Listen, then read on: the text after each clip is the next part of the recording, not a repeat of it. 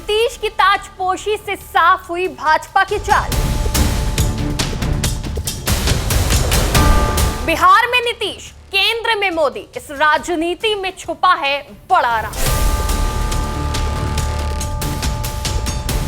क्यों बिहार तक सीमित है नीतीश कुमार?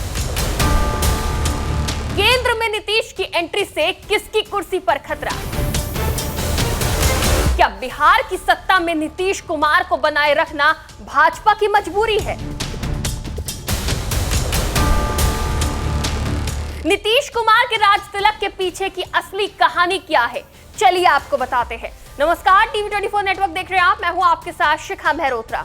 20 नवंबर को नीतीश कुमार ने बिहार के 10वें मुख्यमंत्री के तौर पर शपथ ले ली है, पर 2 दशक से ज्यादा का समय हो गया है नीतीश कुमार बिहार की सत्ता में काबिज है। देश के अब तक के इतिहास को देखें तो सबसे लंबे समय तक मुख्यमंत्री रहने वालों की सूची में नीतीश कुमार का नाम भी शामिल है। इसके साथ ही वो पहले ऐसे मुख्यमंत्री हैं जिसने 9 बार इस पद की शपथ ली है। अब उन्होंने 10वीं बार मुख्यमंत्री पद की शपथ ले ली है। अगर वो 2030 तक सीएम पद पर बने रहते हैं तो वो सबसे लंबे समय तक सीएम रहने की इस सूची में टॉप 3 में शामिल हो जाएंगे। इस सूची में सबसे पहला नाम सिक्किम के मुख्यमंत्री रहे पवन कुमार चामलिंग का आता है। वो 1994 से 2019 तक लगभग 24 सालों तक सिक्किम के मुख्यमंत्री रहे हैं। इन्होंने कुल 5 बार पद की शपथ ली है। वो सिक्किम डेमोक्रेटिक फ्रंट के नेता हैं। लेकिन नीतीश कुमार को यह खिताब यूं ही नहीं मिला है। इसके लिए उन्होंने बड़ी कुर्बानी दी है। उन्होंने केंद्र की राजनीति से दूरी और पीएम का सपना तक छोड़ा है। कैसे, चलिए आपको बताते हैं। नीतीश लंबे समय से भाजपा के साथ ही रहे हैं, मगर कुछ समय पहले उनके मन में भी पीएम बनने की इच्छा जगी और भाजपा से हुए कुछ मनमुटाव ने उन्हें भाजपा के खिलाफ मोर्चा खोलने को मजबूर कर दिया था। 2024 में हुए लोकसभा चुनाव से पहले नीतीश कुमार अगस्त 2022 में एनडीए से अलग हो गए थे। उन्होंने भारतीय जनता पार्टी पर अपनी पार्टी जेडीयू को कमजोर करने की कोशिश करने का आरोप लगाया और आरजेडी कांग्रेस के साथ मिलकर बिहार में गठबंधन की सरकार बना ली। इसके बाद नीतीश कुमार ने विपक्ष को एकजुट करने का मोर्चा खोला और महत्वपूर्ण भूमिका भी निभाई। नीतीश कुमार ही वो शख्स है जिन्होंने इंडिया गठबंधन की नींव रखी। विपक्ष के तमाम बड़े चेहरों को एनडीए के खिलाफ एक मंच पर, एक छत के नीचे लाए। एनडीए छोड़ने के तुरंत बाद नीतीश कुमार ने 2024 के लोकसभा चुनावों में भाजपा के खिलाफ एक संयुक्त और मजबूत मोर्चा बनाने के उद्देश्य से राष्ट्रीय स्तर पर विपक्षी दलों को एकजुट करने का बीड़ा उठाया। उन्होंने विभिन्न राज्यों का दौरा किया और प्रमुख विपक्षी नेताओं से मुलाकात की। नीतीश कुमार की पहल रंग लाई और उन्होंने विपक्षी एकता की पहली बैठक पटना में आयोजित की, जिसमें देश भर के प्रमुख विपक्षी नेता एक मंच पर आए। उन्हें इस नवगठित गठबंधन का राष्ट्रीय संयोजक बनाए जाने की भी अटकलें थीं। हालांकि बाद में उन्होंने इस पद को अस्वीकार कर दिया। नीतीश कुमार की पहल के बाद विपक्षी दलों ने औपचारिक रूप से अपने गठबंधन का नाम इंडिया यानी Indian national developmental inclusive alliance रखा। इस गठबंधन का मुख्य उद्देश्य 2024 के लोकसभा चुनाव में भारतीय जनता पार्टी के नेतृत्व वाले एनडीए के खिलाफ एकजुट होकर लड़ना था। रणनीति ये थी कि भाजपा के खिलाफ अधिक से अधिक सीटों पर एक संयुक्त विपक्षी उम्मीदवार उतारा जाए, जिससे एंटी बीजेपी वोटों का बंटवारा रोका जा सके। हालांकि जनवरी 2024 में नीतीश कुमार एक बार फिर महागठबंधन और इंडिया ब्लॉक को छोड़कर एनडीए में वापस शामिल हो गए, जिससे विपक्षी एकता की पहल को एक बड़ा झटका लगा।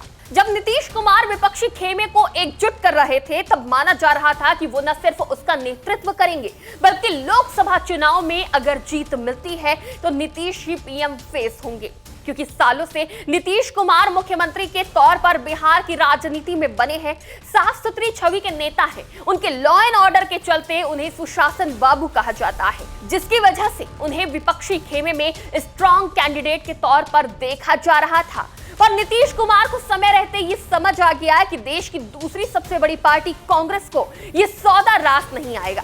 विपक्ष अगर जीतता है तो नीतीश का पत्ता साफ कर दिया जाएगा और राहुल को ही प्रधानमंत्री का उम्मीदवार बनाया जाएगा। उधर नीतीश की छवि और विपक्ष को एकजुट करने के आक्रामक तेवर देखते हुए भाजपा भी ये समझ गई थी कि कहीं ना कहीं नीतीश कुमार के नेतृत्व में पूरा विपक्ष लामबंद हो जाता है तो भाजपा को कड़ी चुनौती का सामना करना पड़ सकता है। और यहीं से आया देश की राजनीति में नया मोड़। भाजपा ने अपनी चाणक्य चाल चली और नीतीश कुमार को आजीवन बिहार की कुर्सी और केंद्र में जेडीयू को कुछ प्रमुख पदों और बिहार के लिए विशेष पैकेज जैसे कई वादों के साथ तोड़ा गया और एनडीए में शामिल कर लिया गया। जरा सोचिए, नीतीश जिस विजन के साथ भाजपा के सामने उतरे थे, जिस तरह टीएमसी कांग्रेस जैसी धुर विरोधी पार्टियों को नीतीश ने एक गठबंधन में लाने का काम किया, अगर नीतीश इंडिया ब्लॉक से अलग ना होते तो क्या होता?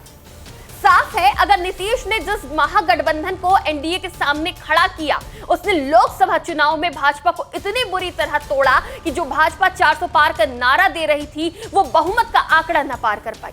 भाजपा को नीतीश नायडू जैसी बैसाखी के सहारे सरकार बनानी पड़ी, जबकि चुनाव से पहले इंडिया ब्लॉक में भी सीटों को लेकर, पीएम फेस को लेकर काफी खींचतान रही। और अगर नीतीश कुमार गठबंधन का नेतृत्व कर रहे होते तो संभव है कि विपक्ष जीत जाता, मगर पीएम की कुर्सी पर पेच फंस सकता था, क्योंकि कांग्रेस को सिर्फ राहुल गांधी में ही अपना नेता, अपना पीएम दिखता है।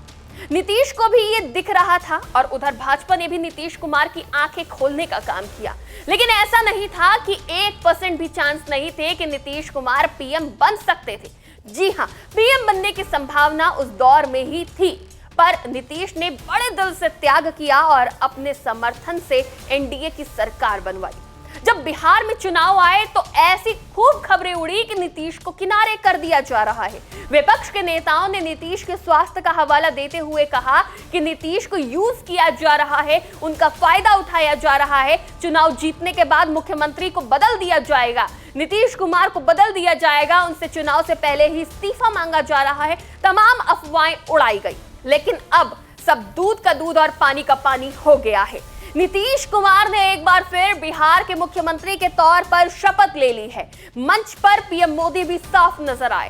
दोनों के चेहरे पर खुशी थी, क्योंकि अब दोनों की कुर्सी सलामत है। जी हां, दोनों की कुर्सी। नीतीश के बढ़ते कद से कहीं ना कहीं पीएम मोदी की ही कुर्सी पर खतरा मंडरा रहा था। एक अच्छे पीएम कैंडिडेट में जो खूबी होनी चाहिए, वो सब नीतीश कुमार में है।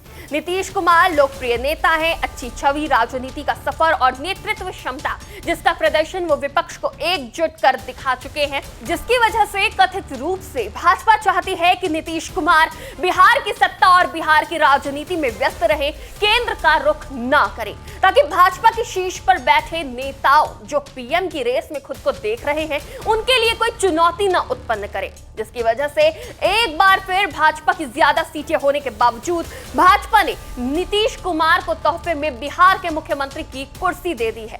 इस पूरे मामले में आपकी क्या राय है, जरूर बताइएगा। फिलहाल के लिए इतना ही। आप देखते रहिए टीवी 24 नेटवर्क।